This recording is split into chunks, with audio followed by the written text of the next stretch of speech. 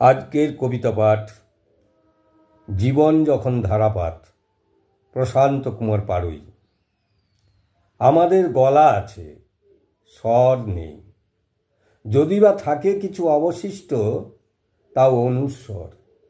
উচ্চারিত অস্ফুট অনুস্বর মানেই প্রভুত্ববাদী গণতন্ত্রের গবেষণাগারে অনূর্ধ্ব শব্দের ও তাৎপর্য মাপা হবে সুপারসনিক অ্যাম্প্লিফায়ারে।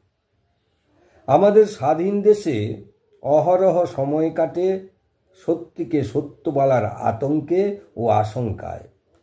প্রতিশ্রুতির ছদ্মবেশে বিসর্গের দুটো গোল্লা চোখ কামান গোলা। নীরবতায় মানুষের আস্থা চাখে নন্দী ভৃঙ্গির লোলুপ জিহ্বায়। বর্ষার ধারাপাতের অবিরাম গর্বিণী হয় ধরিত্রী জঠর। জীবনের ধারাপাতে